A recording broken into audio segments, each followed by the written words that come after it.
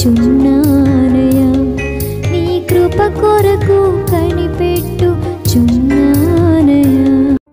Praise the lord. దేవునికి మహిమ కలుగును గాక. అందరూ బాగున్నారా? ఈరోజు దేవుడు మనకిచ్చిన వాగ్దానము రండి కలిసి ధ్యానించుకుందాం.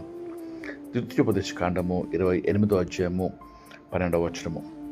నీవు అనేక జనములకు అప్పు ఇచ్చదవు, కానీ అప్పు చేయవు. ప్రియమైన దేవుని బిడ్డలారా, నేటి ప్రపంచంలో అనేక బ్యాంకులు మీకు home loan, personal loan, hand loan, మరి ఇంకా అనేకమైన లోన్స్ ఇస్తాము అంటూ అడ్వర్టైజ్మెంట్లు చేస్తారు.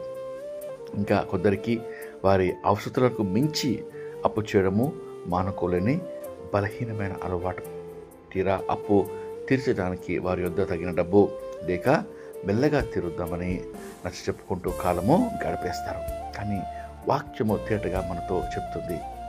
సామెతలు 22:7 వచనము. అప్పు చేయవాడు అప్పు ఇచ్చేవానికి దాసుడు. దేవుని బిడ్డలుగా పిలువబడుతూ ఒకరికి దాసుడుగా ఉండటము దేవుని చిత్తము ఎంత మాత్రము కాదు. అయితే ప్రియ దేవుని బిడ్డలారా, నీ ప్రేమగల పరలోకపు తండ్రి నీవు చే కార్యమంతటిలో ఆశీర్వదించుటకు ఆకాశము తను ధననిధిని తెరుస్తాను అని వాగ్దానం చేస్తున్నాడు.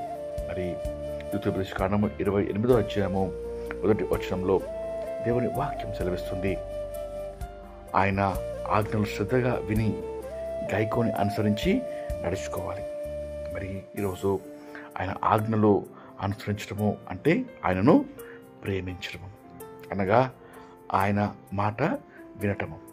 ఇది నమందు ఆయనకు విధేయులై జీవించటకు దేవుడు పిలుపుని ఇస్తుండగా రండి కలిసి ఆయన ఇచ్చు వాగ్దానం పొందుకొని అప్పు ఇచ్చువారిగా దేవుడు మనలో దీవించనుగాక. దేవుడు అటు కృప మనందరికీ దయచేయనుగాక. రండి కలిసి ప్రార్థన చేసుకొని వాగ్దానం పొందుకుందాం. ప్రార్థన. మహాపరిశుద్ధమైన మా ప్రియమైన పరలోకపు తండ్రి, మీరు ఇచ్చిన శ్రేష్టమైన వాగ్దానంకై మీకు ఎంతో స్తోత్రం చెల్లిస్తున్నామయ్యా. నీవు అనేక జనములకు అప్పు ఇచ్చుదవు, కానీ అప్పు చేయవు. ప్రభా, ఈ దినమందు ప్రార్థనలో ఏకీపించి ప్రతి ఒక్కరిని తండ్రి జ్ఞాపకం చేసుకోండి. ప్రభా, ఆర్థిక ఇబ్బందులతో, అప్పుల సమస్యలతో, ప్రభా, అనేకమైన చిక్కులతో ప్రభా నీ బిడ్డలు బాధపడుతూ ప్రభా అయినా కష్టపడుతుండగా వారిని లేవనెత్తమని వేడుకొంచున్నాం. నీ మాట శ్రద్ధగా విని గైకొని ప్రభా లోబడి అనుసరించుటకు, విధేయత కలిగి జీవించుటకు మీరు వాగ్దానం చేసిన రీతిగా ప్రభా మీరు ప్రభా నీ బిడ్డలను ప్రభా ఈ యొక్క బంధకాల నుంచి విడుదల దయచేయమని, అయినా ఆర్థిక ఇబ్బందులు తీసివేసి ప్రభా వారి పరిస్థితి మీరు మెరుగుపరచమని, అప్పు ఇచ్చేవారిగా అయినా నిలబెట్టమని వేడుకొంచు, తలగా ఉంచమని వేడుకొంచు. ప్రభా ఈ పరిస్థితుల్లో వారందరినీ జ్ఞాపకం చేసుకుంటూ నీకే సమస్త మహిమ ఘనత ప్రభావం సమర్పిస్తూ నజరేయుడైన యేసు నామములో వేడుకొంచు ప్రార్థిస్తున్నాం తండ్రి. ఆమేన్. దేవుడు మిమ్మల్ని దీవించును గాక.